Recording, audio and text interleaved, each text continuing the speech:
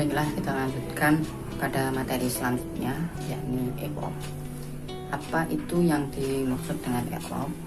I'rab adalah berubah-ubahnya akhir kalimat disebabkan beda-bedanya amil yang masuk, sebagaimana dijelaskan dalam salah satu nazm Amriti, i'rabuhum taghyiru akhiril kalim taqdiran aw lafzan li'amilin ulim. Saya ulangi lagi, berubah-ubahnya akhir kalimat baik secara takdiri maupun lafzi karena beda-bedanya amil yang masuk. Saya tidak akan melebar pembahasannya, langsung saja. Untuk pembagian dari i'rab itu sendiri ada 4, yakni i'rab rafa, nasab, jar, dan jazm. Masing-masing i'rab itu memiliki alamat atau memiliki tanda-tanda. Yang pertama, i'rab rafa. I'rab rafa memiliki 4 alamat, antara lain dhammah, wawu, alif, dan tetapnya nun. Masing-masing dari alamat itu juga memiliki spesifikasi atau lafaz kalimat yang dimasuknya. Seperti halnya dhammah misalkan. Dhammah menjadi alamatnya i'rab rafa itu bertempat pada tempat-tempat, antara lain isim mufrad, jamak taksir, jamak muannats salim, dan fi'il mudhari yang tidak kemasukan syai'. Isim mufrad contohnya seperti jaa zaitun, tun terus di dhammah. Untuk pengertiannya, isim mufrad itu adalah isim yang memiliki makna tunggal, satu. Jadi zaid satu. Yang kedua, jamak taksir. Jamak taksir.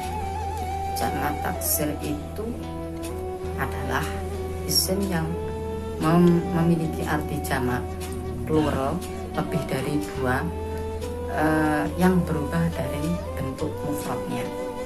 Seperti contoh jaa rusulun.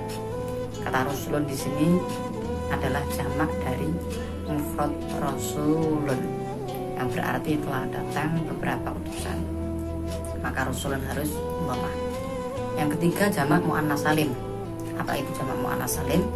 Jamak muannats salim adalah isim yang memiliki arti banyak, menunjukkan arti perempuan, ya, menunjukkan arti perempuan. Ya, saya ulangi, pengertian dari jamak muannats salim adalah isim yang memiliki arti jamak atau banyak dan menunjukkan makna perempuan. Seperti kata muslimatun, ja'at muslimatun, telah datang siapa? Muslimatun, beberapa wanita muslim. Maka harus tun ditandai dengan dhammah. Yang terakhir dari spesifikasi alamat dhammah menjadi alamat dari i'rab rafa itu adalah fi'il mudhari yang tidak kemasukan syai'. Syai' di sini maksudnya adalah wawu jamak, alif tasniyah, dan ya muannasah mukhatabah. Ketika ada fi'il mudhari, sebelum itu, apa yang dimaksud dengan fi'il mudhari adalah fi'il yang menunjukkan arti mustaqbal, menunjukkan arti zaman yang akan datang, atau zaman hal, zaman ketika atau masa ketika seseorang sedang melakukan pekerjaan. Biasanya di dalam tasrif istilahi, bentuk fi'il mudhari itu jatuh nomor 2 setelah fi'il madhi. Jadi kalau ada fa'ala yaf'ulu, nasara yang suruh, kemudian fa'ala yufa'ilu kalau mazid, yaitu dan lain sebagainya, maka bentuk fi'il mudhari itu adalah yang jatuh nomor 2 dari tasrifan fi'il. Kita ambil contoh kata yadribu. Yadribu zaidun amron. Yadribu sedang memukul atau akan memukul siapa? Zaidun Zaid, amron kepada Amr. Kata yadribu di sini tidak dibarengi dengan alif tasniyah maupun wawu jamak ataupun ya muannasah mukhatabah. Jadi murni yadribu.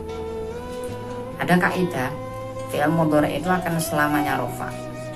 fi'il mudhari itu akan selamanya dibaca rofa ketika tidak didahului oleh amil nasib atau amil jazim, amil yang menasabkan atau amil yang menjazmkan, begitu. Karena lafadz yadribu itu tidak didahului oleh salah satu amil itu, maka i'rabnya rofa, cukup seperti itu mungkin. Kemudian alamat yang kedua dari i'rab rofa itu wawu, mah wawu. Wawu menjadi alamatnya i'rab rofa itu bertempat pada dua tempat, yakni jamak mudzakkar salim dan asmaul khamsah. Jamak mudzakkar salim dan asmaul khamsah. Jamak mudzakkar salim itu adalah isim yang menunjukkan arti banyak, ya, yang menunjukkan arti plural lebih dari dua dan menunjukkan arti laki-laki.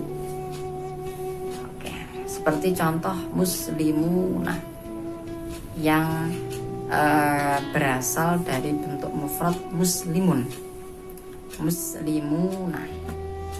Oke, contohnya ja'al muslimuna. Kata al muslimuna di situ sebagai subjek. Karena subjek maka i'rabnya harus rofa. Nah, sedangkan jamak mudzakkar salim ketika tinggal rofa harus dialamati dengan wawu, muslimuna. Jadi wawu yang ada di antara huruf mim dan nun dari kata al muslimuna itu adalah alamat i'rab rofa dari al muslimuna atau jamak mudzakkar salim itu. Kemudian asmaul khamsah, seperti namanya kita bisa memastikan bahwa asmaul khamsah yang dimaksud dengan asmaul khamsah itu isim-isim 5. Apa aja? Abun, ahun, hamun, fu, dan dzu. Di antara 5 isim itu ketika bere'rab rofa, maka alamatnya harus pakai wawu. Seperti contoh ja'a abuka, telah datang. Ja'a telah datang siapa? Abuka, ayahmu. Ja'a telah datang siapa? Akhuka, saudaramu, dan seterusnya. Sebelum melanjutkan alamat yang selanjutnya, mungkin asmaul khamsah ini boleh dialamati dengan wawu atau dengan huruf itu dengan 3 syarat. Yang pertama mufrad, yang kedua harus tetap mukabbar, dan yang ketiga tidak diisnadkan atau tidak disandarkan pada selain pada yang ketiga itu tidak disandarkan pada ya mutakallim, tidak disandarkan pada ya mutakallim. Oke, kita lanjut aja untuk penjelasan bagaimana asmaul khamsah mungkin di segmen yang lain. Kemudian alamat yang ketiga di raf min hadzumat wawu alif kadakan nun, alif ya, alif. Alamat ketiga dari i'rab rafa itu adalah alif. Alif menjadi alamat dari i'rab rafa itu hanya bertempat pada satu tempat, yakni isim tasniyah. Apa itu isim tasniyah? Isim tasniyah adalah isim yang menunjukkan arti dua. Isim tasniyah adalah isim yang menunjukkan arti dua, atau dengan nama lain isim musanna. Isim musanna itu artinya isim yang menunjukkan arti dua. Seperti contoh ja'al muslimani. Ja'al muslimani. Ja'al telah datang siapa? Al muslimani, orang laki-laki muslim 2. Berbeda dengan al muslimuna dan muslimun, kata al muslimani ini ketika tingkah rofaknya dialamati dengan alif, maka alif yang berada di tengah antara nun dan huruf mim dalam dari kata al muslimani itu sebagai tanda bahwa al muslimani itu i'rabnya i'rab rafa. Kemudian alif sudah, dan yang terakhir adalah tetapnya nun. Bahasa Arabnya thubutun nun, tetapnya nun, karena nanti ada pembahasan hadfun nun juga. Thubutun nun menjadi alamat dari i'rab rofa itu bertempat pada satu tempat, yakni fi'il mudhari yang sambung dengan syai'. Kalau pada dhammah tadi fi'il mudhari yang tidak kemasukan syai', sekarang disebut nun ada istilahnya fi'il mudhari yang sambung dengan syai'. Jadi akhirnya kalau nggak sambung dengan wawu jamak ya alif tasniyah, kalau nggak itu ya ya muannasah mukhatabah. Biasa disingkat atau biasa diistilahkan, disederhanakan dengan istilah af'alul khamsah, fi'il 5. Apa aja itu? Yaf'aluna, taf'aluna, yaf'alani, taf'alani, dan taf'alina. Ada 5. Nah, kembali lagi pada kaidah yang telah saya sebutkan, yakni tentang fi'il mudhari ya, ketika tidak sambung, ketika tidak didahului oleh amil nasib atau amil jazm, maka selamanya rofa.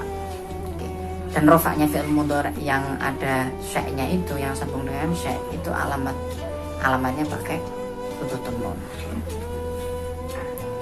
Itu mungkin penjelasan dari alamat i'rab rofa. Kemudian i'rab nasab. Apa saja alamat dari i'rab nasab itu?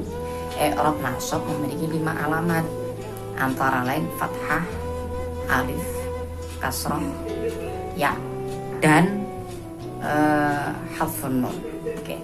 Dan hadfun nun. Ada 5 itu. Seperti halnya di i'rab rofa, di i'rab nasab juga masing-masing alamat ini memiliki spesifikasi yang berbeda satu sama lain. Kita ulas satu persatu. Yang pertama, fathah sebagai alamat asli dari i'rab nasab. Fathah itu menjadi alamat dari i'rab nasab bertempat pada isim mufrad, jamak taksir, dan fi'il mudhari yang tidak kemasukan syai'. Berarti ada 3. Isim mufrad, jamak taksir, dan fi'il mudhari yang tidak kemasukan syai'. Isim mufrad contohnya ra'aitu musliman. Ra'aitu saya telah melihat, ra'aitu zaitan ya. Ra'aitu saya telah melihat zaitan kepada Zaid. Kata zaitan di sini isim mufrad, sedangkan kedudukannya atau terkait sebagai maf'ul bih, maka harus baca nasab. Dan nasabnya isim mufrad itu pakai fathah zaitan. Yang kedua adalah jamak taksir. Jamak taksir itu definisinya sudah saya jelaskan pada bab alamatul i'rab yang rofa tadi. Sekarang contohnya hampir sama, tinggal kita rubah fiilnya saja. Ra'aitu rusulan. Dan yang ketiga dari alamat dari spesifikasi fathah itu adalah fi'il mudhari yang tidak kemasukan syai'. Seperti contoh ayyab riba. Kata yadribu kemasukan an, masukkan amil nasib. Maka lafaz yadribu ini harus di-i'rabkan nasab. Nasab dari fi'il mudhari yang tidak kemasukan syai', alamatnya memakai fathah yadriba. Kemudian fathah alif. Alif menjadi alamat i'rab nasab itu bertempat pada satu tempat, yakni asmaul khamsah. Contohnya seperti ra'aitu abaka, ra'aitu akhaka, ra'aitu hamaka, ra'aitu faka, ra'aitu zamalin. 5. Kemudian fathah alif, setelah itu kasrah.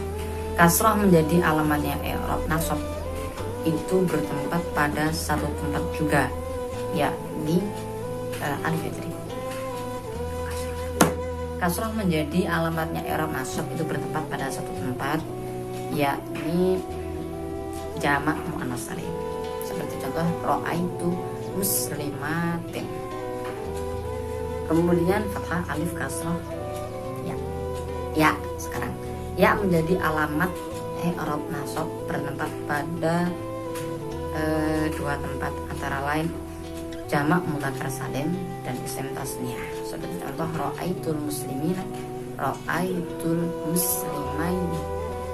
Kemudian yang terakhir dari alamatnya i'rab nasab adalah hadfun nun, membuang huruf nun. Kalau tadi di i'rab rafa itu thubutun nun, kalau di i'rab nasab itu istilahnya hadfun nun, membuang nun. Alamatnya sama, yakni bertempat pada fi'il mudhari yang kemasukan syai' atau af'alul khamsah. Seperti contoh ayyaf'alu, layyaf'alu, lan taf'alu, lan taf'ala, lan taf'ali. Kemudian melanjutkan dari tandanya i'rab nasab ya. Tandanya i'rab jar. I'rab jar itu memiliki dua alamat, dua tanda, antara lain kasroh dan fathah. Kasroh dan fathah. Nah, untuk i'rab jar ini itu merupakan i'rab yang apa istilahnya mukhtas. Jadi i'rab jar itu hanya khusus atau tertentu masuk pada satu jenis kalimat saja. Sebagaimana i'rab rafa dan i'rab nasab, i'rab jar juga memiliki beberapa alamat. Di antaranya adalah kasroh, ya, dan fathah. Ada 3, kasroh, ya, fathah. Alamat yang pertama sebagai alamat asli dari i'rab jar itu adalah kasroh, memiliki beberapa spesifikasi. Di antaranya adalah bertempat pada isim mufrad munsharif, jamak taksir munsharif, dan jamak muannats salim. Yang perlu digarisbawahi ketika kita membahas i'rab jar itu ada perbedaan di mana isim mufrad dan jamak taksir yang terdapat atau yang dibahas pada i'rab jar ini itu ada tambahan munsharif dan ada juga tambahan ghairu munsharif. Artinya apa? Munsharif itu adalah kalimat yang bisa menerima tanwin. Jadi isim mufrad munsharif itu adalah isim yang menunjukkan arti tunggal dan bisa menerima tanwin. Kasroh menjadi alamatnya i'rab jar itu bertempat pada isim mufrad munsharif, jamak taksir munsharif, dan jamak muannats salim. Contohnya seperti marortu bizaitin. Marortu bizaitin itu contoh yang mufrad munsharif. Yang jamak munsharif seperti marortu birusulin. Yang terakhir contoh dari jamak muannats salim, marortu bimuslimatin. Seperti itu. Kemudian melanjutkan alamat yang kedua dari i'rab jar adalah ya. Ya sebagai ganti dari kasrah atau menjadi alamat dari i'rab jar itu bertempat pada 2 tempat, antara lain jamak mudzakkar salim dan isim tasniyah. Contoh dari jamak mudzakkar salim seperti marortu bimuslimina. Ya yang ada di antara nun dan mim pada lafaz muslimina itu merupakan alamat dari muslimina, alamat jar dari muslimina. Kemudian contoh dari isim tasniyah itu seperti marortu bimuslimaini. Jadi harus dibedakan antara muslimina dan muslimaini. Yang terkadang ketika tidak ada harokatnya seseorang akan salah paham. Cara membedakannya kalau jamak jamak mudzakkar salim itu huruf sebelumnya itu berharokat kasroh, sedangkan nunnya itu berharokat fathah, muslimina. Sementara isim tasniyah, isim yang menunjukkan arti 2, itu huruf sebelum ya dibaca fathah dan nun yang berada di akhir kalimat itu dibaca kasroh. Jadi kebalikannya, muslimah ini. Kemudian alamat jar yang terakhir adalah fathah. Alamat jar yang terakhir adalah fathah, itu bertempat pada isim-isim yang ghairu munsharif, baik yang berupa isim mufrad, jamak taksir dan lain sebagainya. Pokoknya isim yang tidak menerima tanwin atau ghairu munsharif itu ketika tingkah jar dialamati dengan fathah. Seperti contoh marortu, seperti contoh masa jida atau marortu bi ahmada. Kita perhatikan satu contoh lafaz ahmada. Ahmada itu termasuk dari salah satu isim yang tidak bisa menerima tanwin. kalau kita bahas lebih dalam, ahmada itu memiliki ilat, diantaranya adalah alam sebagai nama dan satunya adalah wazan fi'il af'ala, sehingga tidak bisa menerima tanwin. Ketika kemasukan huruf jar dalam contoh ma'ruf bi ahmada itu huruf ba itu harus dialamati dengan fathah marartu bi ahmada. Tambahan dari saya mungkin untuk jawab isim ghairu munsharif itu ada beberapa pengecualian, yakni ada beberapa keadaan ketika isim ghairu munsharif ini ditandai dengan kasroh, bisa juga yakni ketika diidhofahkan atau kemasukan al. Jadi misalkan seperti marartu bi ahmada itu diidhofahkan, disandarkan pada lafaz lain menjadi marartu bi ahmadikum misalnya, itu maka lafaz ahmada tidak lagi dengan fathah sebagai alamat jarnya, tapi berubah menjadi kasroh, marartu bi ahmadikum. Itu mungkin diantara pengecualiannya. Selanjutnya jenis i'rab yang terakhir adalah i'rab jazm. I'rab jazm. I'rab jazm itu memiliki dua alamat, antara lain sukun dan huruf akhir. Sukun menjadi alamat i'rab jazm bertempat pada satu tempat, yakni fi'il mudhari yang tidak kemasukan syai', fi'il mudhari yang tidak bersamaan atau yang tidak diakhiri dengan alif tasniyah, waw jamak atau ya muannasah mukhatabah, jadi murni. Sebagai contoh lam yadrib. Lam yadrib, lam itu adalah amil jazm, yadrib itu adalah fi'il mudhari yang tidak kemasukan syai' itu. Sehingga ketika kemasukan lam dan teman-temannya yang namanya menjazmkan, makanya yadrib itu harus dialamati dengan sukun. Kemudian alamat kedua dari i'rab jazm itu adalah huruf akhir, membuang huruf akhir. Membuang huruf akhir. Istilah hadful akhir itu berisi atau memuat dua arti, yakni satu membuang huruf nun, yang kedua adalah membuang huruf ilat. Yang kedua-duanya ini merupakan huruf akhir daripada fi'il. Fi'ilnya fi'il mudhari pastinya. Seperti contoh yang fi'il mudhari, misalnya fi'il mudhari yang sambung dengan syai', itu seperti contoh lam tadribu. Asalnya tadribu, nah ada nunnya, ketika kemasukan lam menjadi lam tadribu. Lam tadribu, nunnya dibuang.